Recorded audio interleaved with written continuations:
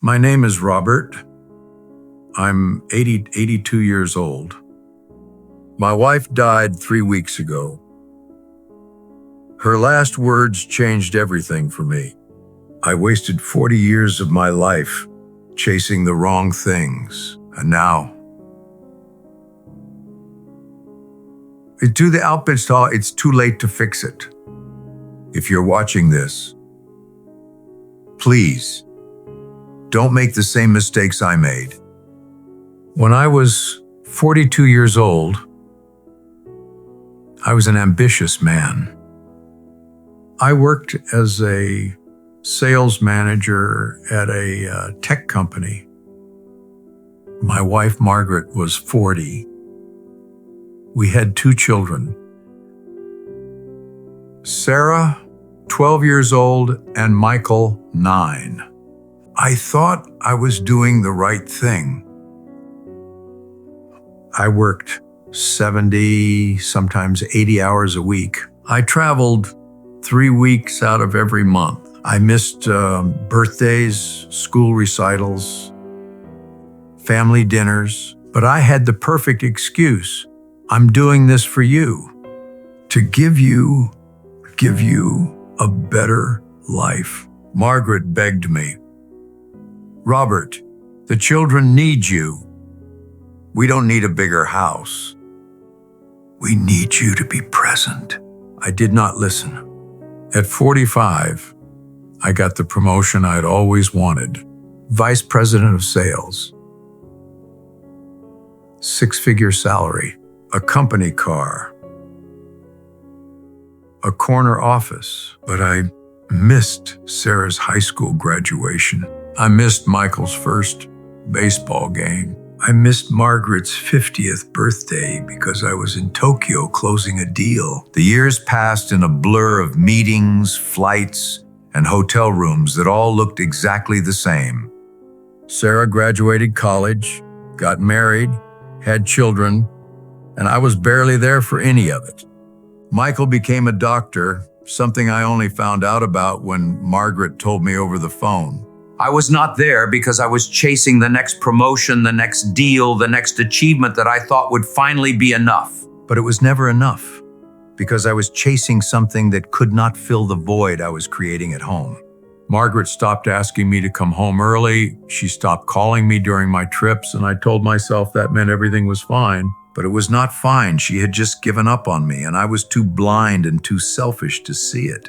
At 55, I finally made Senior Vice President, the pinnacle of my career, the goal I had sacrificed everything to achieve. I called Margaret from the office to tell her the good news, and she said congratulations in a voice so flat and empty it broke my heart. That was the moment I realized I had lost her, not to another man, but to my own ambition and neglect. I tried to change, I really did, and I started coming home earlier, taking fewer trips, being more present. But the damage was done. 15 years of absence cannot be erased by a few months of showing up for dinner. Sarah looked at me across the table one night and said, Dad, I do not even know who you are anymore. And she was right. I had become a stranger to my own family, a ghost who paid the bills but was never really there. I retired at 65 with a pension, a 401k, stock options, and a house that felt emptier than any hotel room I had ever stayed in. I thought retirement would be my chance to finally fix everything, to spend time with Margaret, to rebuild what I had destroyed. But we had become strangers living in the same house. We had nothing to talk about, no shared memories, no connection left. We would sit at breakfast in complete silence, reading separate newspapers, living separate lives under the same roof. And I was too proud, too stubborn, too afraid to admit that I had wasted our entire marriage chasing things that did not matter. The years passed, 70, 75, 80, and we barely spoke more than necessary, 2 ghosts haunting the same house. 3 months ago, Margaret was diagnosed with stage 4 pancreatic cancer. The doctor said she had weeks, maybe a month. I finally had time with her, but it was in a hospital room, watching her fade away, knowing I had wasted 40 years. I sat by her bed every single day, holding her hand, talking to her, trying to make up for decades of absence in a few short weeks. And in those final days, something beautiful happened. We talked. really talked for the first time in years, maybe decades. She told me stories about the children growing up, moments I had missed, memories I should have been part of but was not. She described Sarah's first steps, Michael's first words, their first days of school, all the moments that make up a childhood that I had traded for conference calls. I listened and I wept because I realized I had been given the greatest gift in the world and I had thrown it away for nothing. On her last day, when she could barely speak, when every breath was a struggle, she asked me to come close to her. I leaned down and she put her hand on my cheek, her touch so weak and fragile, and she looked into my eyes. And do you know what her last words to me were?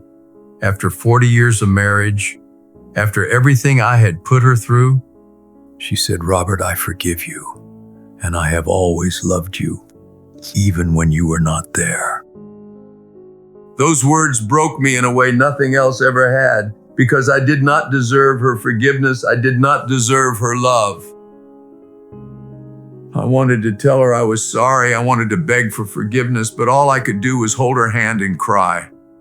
She smiled at me, that beautiful smile I had fallen in love with 50 years ago, and then she closed her eyes and she was gone. That was 3 weeks ago, and I have been sitting in this house ever since, surrounded by 40 years of regret and missed opportunities. I look at this house, at all the things I bought with my success, the furniture, the books, the expensive art on the walls. And none of it means anything, none of it can talk to me, none of it can hold my hand, none of it loved me back. I traded my family for things, I traded love for money, I traded presents for prestige, and I lost everything that mattered. I am making this video because I need you to understand what took me 82 years to learn. Your career, your ambitions, your goals, they are important. I am not saying they are not, but they are not more important than the people who love you. That promotion will come and go, that deal will close or it will not, that meeting can be rescheduled, but your child's first steps happen once. Your partner birthday happens once a year, your parents will not be here forever, your children will grow up whether you are there or not.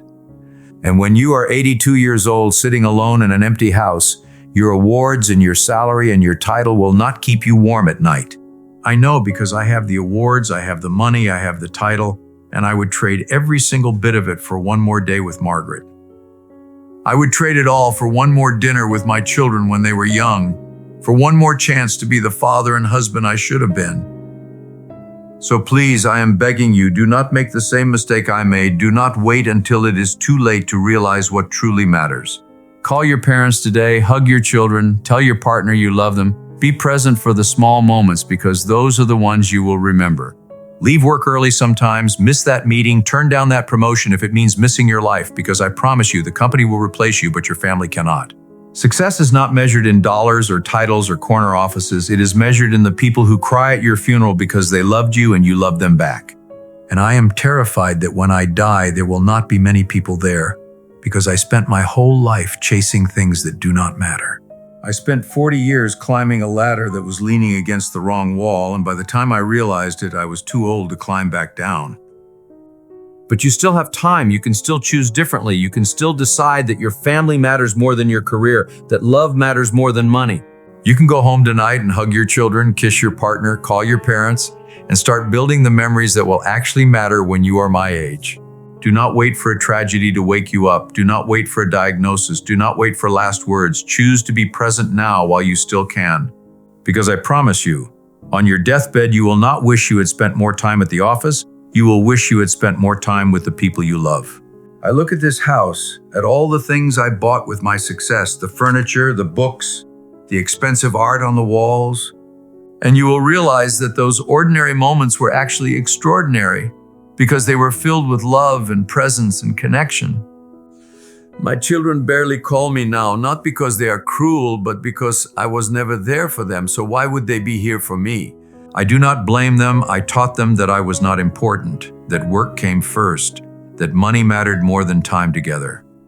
So now I sit alone in this big, expensive house with all my achievements on the wall and no one to share them with. So please, I am begging you as an old man who learned this lesson too late, do not sacrifice your family on the altar of success. Work hard, yes. Be ambitious, yes. Pursue your dreams, absolutely. But never, ever let those things replace the people who love you and need you. Set boundaries at work. Say no to that extra project. Leave on time. Take your vacation days. Be present at dinner. Put your phone away. Because your boss will forget about you the day you retire, but your family will remember whether you were there or not for the rest of their lives. I am so tired of regret, tired of loneliness, tired of living with the consequences of choices I cannot undo. But if my story can help even one person make a different choice, if it can save even one family caused. So tonight when you finish watching this, close your laptop, put down your phone, and go spend time with the people who matter.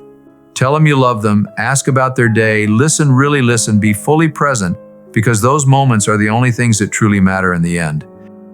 Do not waste 40 years like I did. Be present now, before it is too late.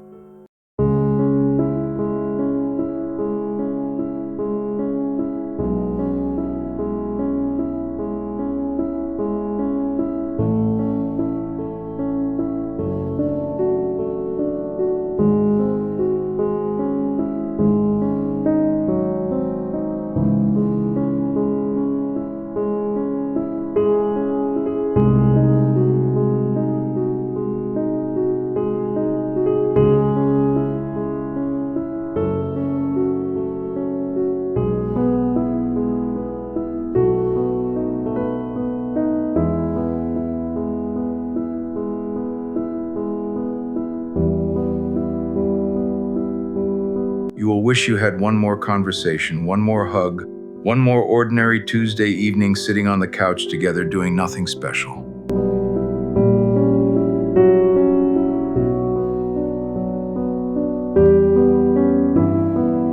Be present before it is too late.